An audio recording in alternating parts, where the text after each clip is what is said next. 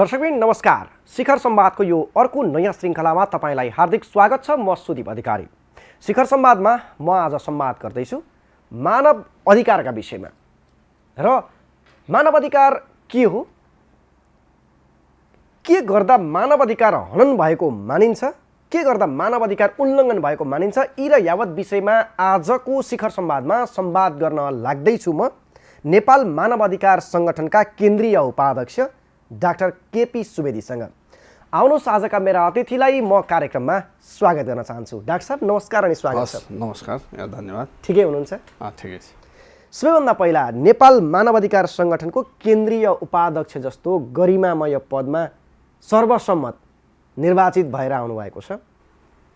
हार्दिक बधाई र सफल कार्यकालको शुभकामना पनि व्यक्त गर्न चाहन्छु। धन्यवाद। अब डाक्टर साहब, हामी कुरा गर्न लाग्दैछौँ आज मानव अधिकारका विषयमा, होइन? ठ्याक्कै सबैले बुझ्ने भाषामा भनिदिनुहोस् त मानव अधिकार भनेको चाहिँ के हो?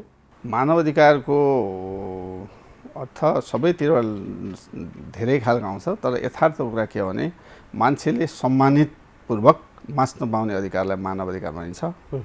त्यो जब कि कस्तो अवस्थामा भने आमाको पेटमा रहेको बच्चा भ्रूणदेखि लिएर मृत्युपरान्तसम्म उसले उपभोग गर्नु पाउने अधिकारहरूलाई मानव अधिकार भनेर भनिन्छ। तपाईँले यसो भन्दै गर्दा नि जुन भ्रूणदेखि लिएर जब मृत्यु हुन्छ त्यति बेलासम्म दाह संस्कार उसो सम्पन्न भइसके पश्चातसम्मलाई त्यो उसको चाहिँ त्यहाँभित्र मानव अधिकार चाहिँ सबै कुराहरू पर्यो। तपाईँले यसो भन्दै गर्दा एउटा कुरा रहेछ कि डाक्टर साहब, शारीरिक स्वायत्तताको रूपमा यसलाई बुझिँदो रहेछ। सुरक्षित गोरपतन सेवामा पहुँच प्राप्त गर्नु मानव अधिकार हो भनेर व्याख्या गरिएको रहेछ। पेटभित्रको त्यो जुन भ्रूण बच्चा त्यसको मानव अधिकार कहाँ पुग्छ? यसो भन्दै गर्दा मैले यो प्रश्न तपाईँलाई राखेँ। ठिकै छ। यो कस्तो हो भने मैले सुरुमा पनि यहाँले भन्नुभयो, मानव अधिकारको अर्थमा भ्रूणमा रहेको जुन पेटमा रहेको बच्चालाई पनि त्यो जब बच्चा बनिसकेको हुँदैन, तयारी अवस्थामा हुँदा पनि आइसकेपछि त्यसको अधिकार भनेर हामीले व्याख्या गरेका छौँ। तथापि पनि के हो कुरा भने त्यसले त्यो जब पुट भइसकेपछि बाँच्न पाउनुपर्छ भन्ने अधिकार छ। तर अहिले पछिल्लो खण्डमा त्यसलाई मान्छेहरूलाई अलि आवश्यकताहरू बढी त्यस्तो देखिएर अनावश्यक इनलिगल कुराहरू धेरै गरेर, अनुशासनबाट थोरै बाहिर गएर, अलिकति रोमान्टिक पक्षहरू धेरै गरेर अनि त्यसको पहलमा त्यस्तो कुराहरूलाई ल्याएर चाहिँ फेरि अगाडि ल्याउनु वास्तवमा राम्रो कुरा चाहिँ होइन। राम्रो कुरा त्यसलाई मानिँदैन। त्यसले त्यो इनकेस त्यो जुन शारीरिक सम्पर्कबाट कि त आफ्नो अधिकार भनेर यसलाई मानव अधिकार लानुपर्छ भन्दा पनि त्यो चिज नहुने गरी त्यसलाई सुरक्षित रूपले गरेर जाने कुराहरूमा सवालमा सबै मानव जगतमा, नागरिकहरूमा, वर्ल्डमै सबैले चाहना क्रिया गऱ्यो भने त्यसलाई हामीले रोक्न त मिल्दैन। तर भ्रूणमा रहेको लाले चाहिँ एबर्सन गरेर जानु, गर्भपात गर्नु अनि त्यसले आपत्तिजनक गर्नु अनि त्यसपछि त्यसको बाँच्न पाउने अधिकार गरेर तुइनु, त्यो चाहिँ मानव अधिकारको एकदमै हनन हो, उल्लङ्घन हो। तर यहाँ कस्तो गलत व्याख्या गरियो भने यहाँ के भने सुरक्षित गर्भपतन सेवामा पहुँच प्राप्त गर्नु मानव अधिकार हो भनेर व्याख्या गरियो क्या। यो चाहिँ यसरी सुरक्षित यो अपव्याख्या भएको भनेको यसो हो। सुरक्षित यो भनेको चाहिँ कस्तो भने कोही मान्छे कारण कहिले के हुन्छ भने मान्छेको जीवन हो, कहिले कहिले के हुन्छ कतिपय हामीले देखेका छौँ ऊ अनेबल हुन्छ, एबल हुँदैन, बच्चा जन्माउने एबल हुँदैन, तर उसँग त्यो उयो भइसकेको हुन्छ। अब भोलि त्यो बच्चा जन्मिसके पाल्न सक्ने आमाले हुँदैन, बाउ पनि हिँडिसकेको हुन्छ, बाउ नबनी नचिनी हिँडिसकेको हुन्छ, ऊ एउटा अपाङ्ग हुन्छ, असहाय हुन्छ, निरीह हुन्छ, ऊबाट कुनै त्यो बच्चालाई पालन पोषण गर्न नसकेको खण्डमा चाहिँ त्यतिखेर अवस्थामा केही सम्बोधन गर्ने भन्ने सवाल चाहिँ केही त्यो चाहिँ सम्बन्धित ठिकै भनेर पनि हुनसक्छ। तर यसलाई चाहिँ यसको चाहिँ गलत प्रयोग भयो। गलत प्रयोग कसैले आफ्नो हाड नातामा सम्बन्ध गरेर नहुने कुरा लिगल हो, हुनु हुँदैन, हाम्रो मान्यता हो, होइन? मान्यता हो, हामीले त्यसो गर्नुपर्छ। यो तथापि पनि मान्छेको जीवन हो, मान्छेको सेन्टिमेन्ट हो, मान्छेको इमोसन हो, यी सारा कुराहरूलाई कन्ट्रोल गर्न नसकेकोले गर्दा त्यस्तो कुरा परिहाल्यो भने त्यो अवस्थालाई चाहिँ त्यतिखेर केही सूक्ष्म रूपले जान सकिन्छ, न्यूनीकरण गरेर जान सकिने कुरा हुनसक्छ, होइन? तर जानी आफूले मनोमानी तरिकाले मानव अधिकार व्याख्यालाई यसरी गल्ती रूपले यसरी लिएर जान पाइँदैन। त्यो हदमा चाहिँ त्यसलाई त्यसरी गरेर जानु पनि पर्छ भन्ने मलाई लाग्छ। अब यो मानव अधिकारको संरक्षण र मानव अधिकारको सुनिश्चितता गर्ने पहिलो कर्ता भनेको सम्भवतः राज्य नै हो, होइन? तपाईँहरूले पनि त्यही भन्नुहुन्छ, यसलाई यसरी नै व्याख्या गरे भने पाइँदो रहेछ। तर डाक्टर साहब एउटा कुरा तपाईँले भनिदिनुहोस् त, जो कर्ता, जसको जिम्मेवारी यसको सुनिश्चितता गर्नुपर्ने, संरक्षण गर्नुपर्ने जिम्मेवारी बोकेको राज्यबाटै मानवाधिकारका उल्लङ्घनका घटना कैयौँ भएको देखिन्छ। तपाईँ हामीले प्राय देखिराखेका पनि छौँ होइन? तपाईँहरूले आवाज उठाइराख्नु भएको हुन्छ, हामीले पनि आवाज उठाइराखेका छौँ यो विषयमा। यसलाई कसरी बुझ्नुहुन्छ तपाईँहरू, कसरी हेर्नुहुन्छ यसलाई? यसलाई हामीले झट्ट यसलाई बुझ्दा हेर्दा भनेको मानवाधिकार भनेको तपाईँ हामी सबैले सचेत नागरिकले बुझ्ने कुरा, अहिले हावा चलिरहेछ नि, यो यहाँलाई चाहिने मलाई नचाहिने हुँदैन। त्यो ताप आउँछ नि, एउटालाई चाहिने एउटा नाप हुँदैन। सूर्यको उदय किरण हुन्छ नि, त्यो एउटालाई त्यसले अँध्यारो दिने, एउटालाई उज्यालो पर्याप्त त्यस्तै पाइन्छ। त्यस्तो तरिकाले बाँच्न पाउने अधिकार सुनिश्चित हुनुपर्छ, सबैले समान रूपले अधिकारहरू लाग्नुपर्छ भन्ने मूल्य मान्यता हो। तथापि पनि त्यो कुराहरूलाई निर्दिष्ट गरेर चाहिँ केही कुराहरू ओझेलमा परेको पनि हामी देखिरहेका छौँ होइन? त्यो राम्रो पक्ष होइन। अब राज्यको सवालमा चाहिँ भनेको धेरै गम्भीर हुनुपर्छ। अहिले त होइन, लामो समय 2052 सालदेखिको एउटा जनआन्दोलन भनेर गरिएको थियो होइन? नागरिकहरू धेरै बेपत्ता भए होइन? राज्य पक्षमा सुरक्षा निकायहरू बिचरा ती नागरिकका छोराछोरी, प्रहरी, सुरक्षा निकायका अन्य निकायहरू, उहाँहरू पनि अकालमा जीवनहरू आहुति गर्नु पर्यो। कतिको अवस्था अहिले पनि अज्ञात छ। तिनीहरूको अवस्था के छ भनेर थाहा पाउनु पर्ने परिवारको मानवाधिकारभित्र पनि पर्छ नि? पर्छ, तर अहिलेसम्म पनि अवस्था छैन, ज्ञात भएको छैन। म तपाईँलाई भनिदिन खोज्छु, यो जनआन्दोलनको कालमा राज्य र विद्रोही पक्षको एक खालको आफ्नो खालको एउटा हुन्थ्यो तनाव। त्यतिखेर केही मान्छेहरू सिलगढीबाट समाएर ल्याएका थिए र त्यो सुरक्षा क्याम्पमा मान्छेहरू राखिएका थिए क्या। अब हामी अधिकार कर्मी भएको चाहिँ को कहाँ छ भन्ने थाहा पाइन्थ्यो। हामी पनि 10 वटाको नजरमा धेरै कुरा पनि सुन्यौँ। कसैले यो त माओवादीहरू भनेर हामीलाई पनि भन्थे, कहिले यो सुरागी राज्यको पनि भन्थे होइन? तथापि पनि आफ्नो धर्म निभाएनौँ। त्यतिखेर त्यहाँभित्र छन् भन्ने कुरा चाहिँ त्यहाँको सिपाहीबाट हामीले थाहा पाउँदा फलान मान्छेहरू छन् भनेर भनेको थियो। त्यतिखेर चतुर्मान राजवंशी, घना सुवेदी, मिसी धिमाल, तारा रिजाल, सम्झना अधिकारी, सुरेश पोखरेल, घना सुवेदी लगायतको मान्छेहरूलाई त्यहाँ राखिएको थियो। अहिले उहाँहरू कहाँ हुनुहुन्छ? विडम्बना यही हो, अहिलेसम्म उहाँको अवस्था पूर्ण अज्ञात छ। जुन अवस्थामा आन्दोलन हाँकिरहेका त्यसका नायिके वरिष्ठ अहिले सम्मानित प्रधानमन्त्रीजी हुनुहुन्छ, पटक पटक बस्नु भएको छ। यो बारेमा उहाँहरूको परिवारले पनि कति आवाज उठाइरहनु भयो। उहाँहरूले बेपत्ता हुनुपर्छ। के हुन्छ होला उहाँलाई? कमसेकम भरे बेलुका त्यो आउँछ कि भोलि पो आउँछ कि छ कि छैन डिक्लेयर किन गर्न नसकेको? यस्तो अवस्था लास्ट भन्ने कुरा आउँछ। त्यसले गर्दा त्यसरी बेपत्ता भएका छन्। त्यति मात्र होइन, दमकबाट पढ्न गएका विद्यार्थीहरू धीरेन्द्र पुष्प बस्नेत यी काठमाडौँबाट बेपत्ता भए। अहिलेसम्म उनीहरू अज्ञात छन्। त्यसले गर्दा अब के हो, हामीले बुझ्ने कुरा के हो भने यो शान्ति सम्झौता भयो, धेरै कुराहरू शिखरमा गरियो। राज्य पक्ष, विद्रोही पक्ष र सबै पक्षहरूमा चाहिँ नजिक संयोजन गरेर संयुक्त राष्ट्रसङ्घको प्रतिनिधिको रूपमा इएन मार्टिनलाई ल्याइएको थियो। उहाँले यो निश्चित समयमा, थोरै समयमा यसलाई समस्या समाधान गर्नुपर्छ भनेर उहाँले एग्रिमेन्ट गर्नुभएको थियो। तथापि पनि नेपालको शासन प्रणालीमा मैले के पाएँ भने आफू शासन नपाउँदा चाहिँ समस्या सल्भ गर्ने, शासनमा गएपछि चाहिँ भित्रैमा आँट गरेर यो कुरा जे भयो अहिले यसो भयो र त्यो परिवारलाई उचित खालको न्याय, परिवारलाई न्याय, क्षतिपूर्ति त हुन सक्दैन। मान्छे मारेर क्षतिपूर्ति गर्ने हो भने उनीहरू उचित न्याय के गर्दा यदेश हुन्छ यो कुरा चाहिँ राज्यले दिनुपर्छ, भएको छैन। अब एउटा कुरा नि डाक्टर साहब, तपाईँले यो त्यतिखेर विगतको कुराहरूलाई पनि ल्याउनु भयो। केही अगाडिको एउटा सामान्य विषय थियो क्या, तर त्यसलाई यस्तो उग्र बन्यो त्यो रूप काठमाडौँको बालकुमारीमा भएको एउटा घटना मैले तपाईँलाई स्मरण गराउन चाहेँ। मात्रै युवाहरूको माग के थियो? विदेश जान पाउँ न, यो पेट पाल्नका लागि विदेश जान पाऊँ भनेर। त्यो पनि उनीहरूको मानवाधिकारभित्र पर्छ नि हैन? पर्छ। खाना पाउने पनि त मानवाधिकारभित्र पर्छ। भोकै बस्नु भनेर त भन्दैन पक्कै।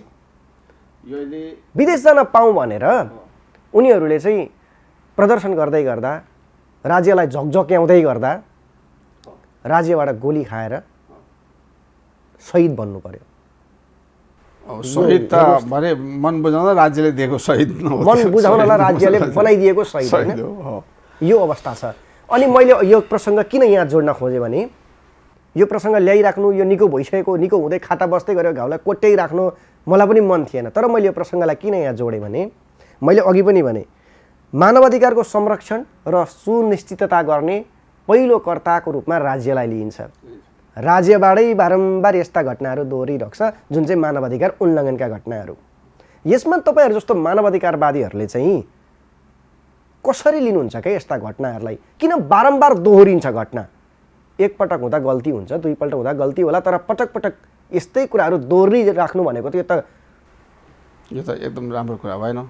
धन्यवाद, तपाईँले राम्रो प्रश्न उठाउनु भयो। यो के छ भने मानवाधिकार जुन बेला म अलिकति थोरै कुरा जोड्न चाहन्छु। मानवाधिकार हाम्रो नेपाल मानवाधिकार सङ्गठन भनेको चाहिँ 2045 सालमा अब प्रजातन्त्रको आन्दोलन लड्न सुरु गर्दै गर्दा यो प्रजातन्त्र मानवाधिकार एकअर्का पूरक हुन् र यो विधिको शासन कानुनी राज्यको प्रत्याभूति गर्न चाहिँ मानवाधिकार बिना हुन सक्दैन भनेर हामीले इस्टाब्लिस गरेर त्यो ऋषिकेश शाहको अध्यक्षतामा गठन भएको संस्था हो। यतिखेर हुँदा के थियो भने विद्रोहीका होइन र माओवादीका सत्ताका अनि बाहिरका मान्छे मर्ने र मान्नेको संरक्षण भने बचाउ बाँच्न पाउने अधिकारको सम्मान हुनुपर्छ है भनेर आवाज उठाउनु पर्ने, यो मात्रै कुराहरूमा हामी तल्लिन्थ्यौँ भने अब तपाईँले भन्नुभयो कुरा शिक्षा, स्वास्थ्य, रोजगार, खाने होइन पिउने पानी यी लगायतको कुराहरू राज्यको महत्त्वपूर्ण जिम्मेवारी गर्नु पर्छ। किन पर्दैन भने राज्यको जवाबदेहिता खोइ। अब मानवाधिकारलाई फेरि अहिले पनि पछिल्लो घडीमा सरकारबाट त्यति पूर्ण रूपले यसलाई प्रत्याभूति गर्ने अनुमति दिन सकेको छैन। मानवाधिकार सवालहरू धेरै छन् अहिले पनि। के छन् भने यो यसरी मान्छेले आफ्नो रोजगारी भएर उसले बाँच्न पाउने खान पाउने अधिकारमा खोइ विकास गरेर सरकारले, त्यसले गर्दा सबै नागरिकहरू सचेत नागरिक चिन्तित छन्। यसलाई मानवाधिकारको प्रत्याभूति दिन राज्यले यावत जे भए पनि घटना त 100% सखाप फिनिस हुन सक्दैन, तर न्यूनीकरण गर्ने कुरामा चाहिँ राज्य जिम्मेवार हुनुपर्छ। यो राज्यको धेरै कमजोरी भएको छ। नेपालीहरू आज युवाहरू एउटा उमेरका युवाहरू नेपालमा बसेर रोजगारीको व्यवस्थाको उनले कुनै प्रत्याभूति छैन। उनले बस्न पाउने, खान पाउने, लाउनु पर्ने, पिउनु पर्ने, गर्नुपर्ने अवस्थाको प्रत्याभूति नहुँदा चाहिँ के छ त भने राज्यले उसलाई एउटा बनाइदिएर मेरो देशको यो हो भनेर एउटा सर्टिफाई गरेर विदेश पठाइदिने। अब हेर्नुहोस्, यस्तै हो भने आजका 15-20 वर्षमा हाई स्कुल पढाउने, क्याम्पस पढाउने टिचर पाइँदैन। ल मैले हो भने केपी शर्माले कुरा भन्यो, पाइँदैन। यहाँ के छ भने हामीसँग मानिसहरू आउँछन्, केटाकेटीहरू के नानी अब के गर्छ तिमीहरू, कति पढ्छौ भन्छौँ। अब त अङ्कल हामी के हो यो भनेको हामी विदेश जान्छौँ के हुन्छ नारा नै बनिसक्यो नि, प्लस 2 पछि खाडीमा भेटौँला भनेर। त्यसले गर्दा त्यो अवस्थामा राज्य गम्भीर छैन। यो यावत कुरामा अघि मैले अलिकति जोडेँ, यो जुन अहिले प्रधानमन्त्री सम्माननीय प्रधानमन्त्रीजी हुनुहुन्छ, उहाँले अहिले पनि सबैलाई एड्रेस गरेर यो मानव अधिकारको रक्षा गर्नुपऱ्यो, कानुनी राज्यको प्रत्याभूति दिनुपऱ्यो, विधिको शासन स्थापित गर्नुपऱ्यो, कानुनी राज्यको प्रत्याभूति दिनुपऱ्यो। किनभने मलाई थाहा छ, म यहीँ बसेको मान्छे, धेरैलाई मलाई थाहा छ, पूर्वमा धेरै घटनाहरू त्यतिखेर हुँदा एकजना छविलाल भन्ने मान्छे हुनुहुन्थ्यो, छविलाल आचार्य, उहाँको पछि भन्दै हुन्थ्यो, उहाँको पछि कोही मुक्ति भन्ने, उहाँ के थियो दोस्रो नाम माओवादीको मलाई थाहा भएन। उहाँहरू एकजना मान्छे यहाँ मारिए यो बुधबारेमा, अर्का मान्छे इलाममा मारिए। ती केही समय फरकले उसको एउटा बच्चा थियो, उसको बाबा अरू कोही पनि थिएनन्। त्यो बच्चाले के गर्दै होला, ती अनु र मुक्ति भनेको बच्चा थियो, कता पुर्यायो के गर्यो, यस्तो कुरो राज्यले खोजेर एड्रेस गर्नुपर्छ क्या। हिजो अस्तिमा त आन्दोलन उपयुक्त थियो, थिएन, के भयो के गरिएन भन्दा पनि यावत कुराहरूले परिणामस्वरूप हामीबाट यस्तो परिणाम हुन गयो। तर भोलिका दिन सबै सम्बोधन गरेर हामी एक आपसमा नेपालीहरू मिलेर जाने वातावरण गर्नुपर्छ। अब बाँच्ने रहका मान्छेहरूलाई बाँच्न पनि अधिकार सुनिश्चित गर्नुपर्छ भन्ने प्रत्याभूति प्रधानमन्त्रीज्यूले दिन सक्नुपर्छ।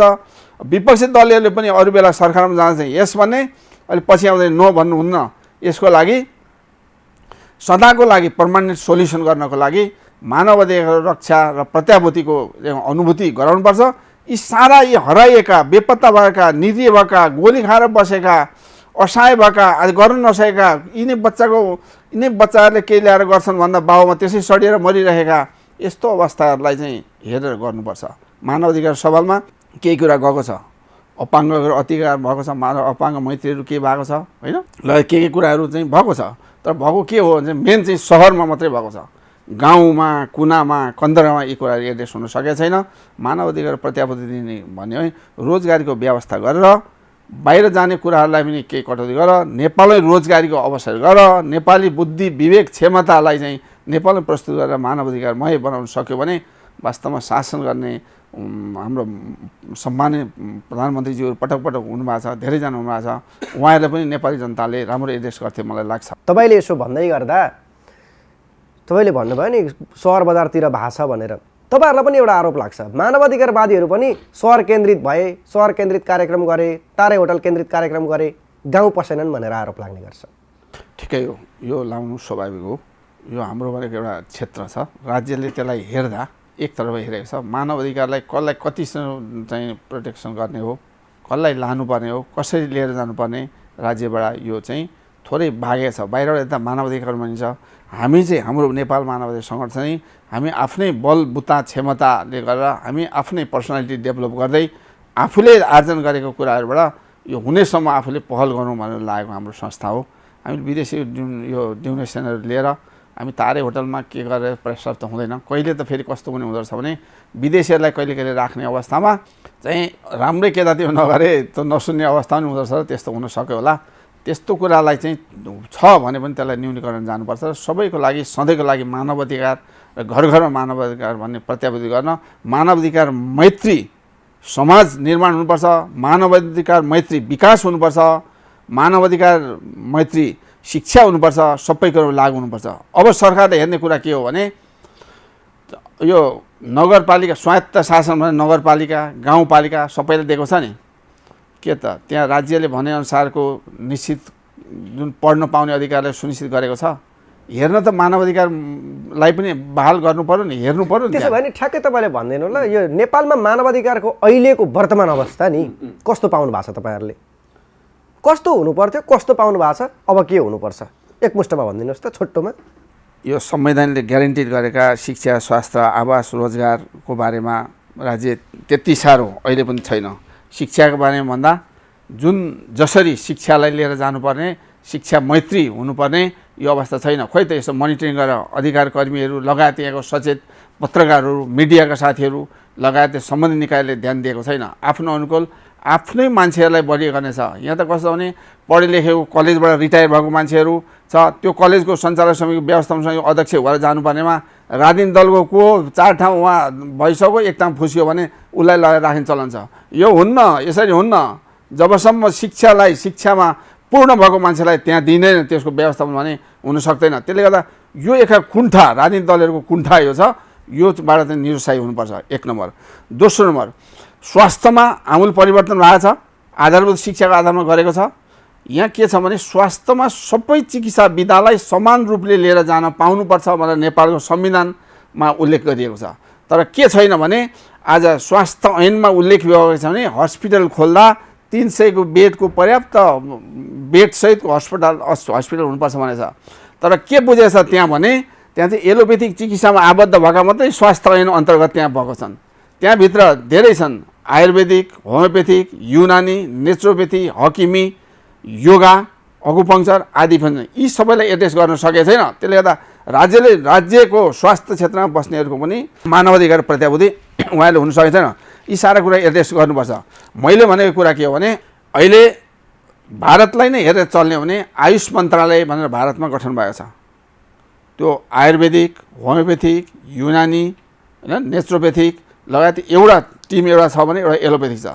तर यहाँ चाहिँ के गरेको छ भने एलोपेथिक भनेर यो स्वास्थ्य ऐन अन्तर्गत जम्मा उसलाई दिएको छ, उसले जे भन्यो त्यही मान्छ। अब कुरा मान्नुहोस् कहाँनिर भने 300 बेडको हस्पिटल दिएर राज्यले खोली पनि दिँदैन, व्यक्तिले कसले खोल्न सक्छ? होमियोपेथिक आयुर्वेदिक अस्पतालहरू बन्द हुँदैछन्, खोलिएका पनि गरिदिँदैन। त्यसले गर्दा मापदण्डको लागि सोच्नु पऱ्यो नि उहाँहरूले। 300 बेड चाहिएन, 22 बिघा जग्गा चाहिन्छ। अब 100 बेडको हस्पिटल के चाहिन्छ? 18 कठा माटो चाहिन्छ।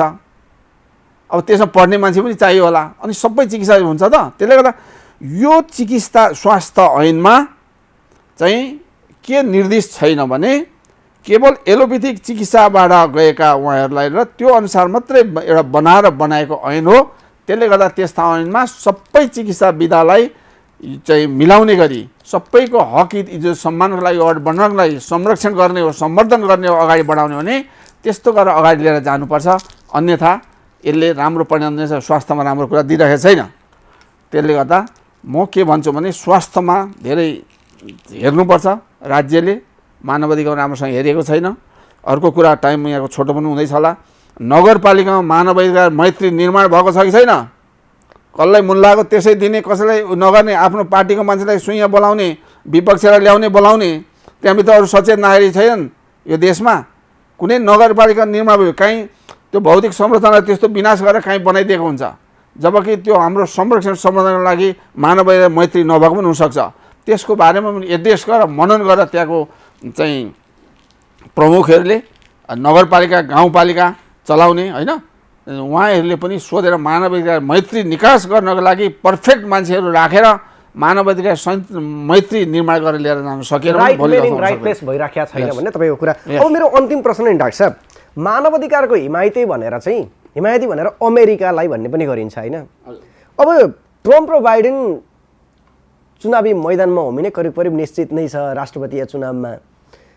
दुई मध्ये कसलाई तपाईँले चाहिँ यो हिमायती ठान्नुहुन्छ?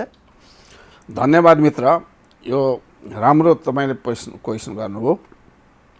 यो संयुक्त राष्ट्र सङ्घले 1948मा 193वटा देशहरूले अनुमोदन गरेर मानव अधिकार सबैतिर मानव मैत्री निर्माण हुनुपर्छ भन्ने सवालमा त्यति राष्ट्रले 193 राष्ट्रले सिग्नेचर गरेर आएको।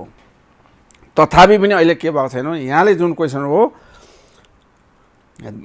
हाम्रो मानव अधिकार चाहिँ कस्तो हुनुपर्छ भन्ने मलाई लाग्छ भने भोलि बाइडेन जित्दा पनि त्यहाँको संरचना राष्ट्रको दह्रो पार्ने र अर्को देशलाई हारेर देशका जनता मार्ने, अर्को आउँदा उसको रिस उठेको अर्को कुन देशको जनतालाई मार्ने वार बारुद र गोलाबाट सञ्चालन भएको छ।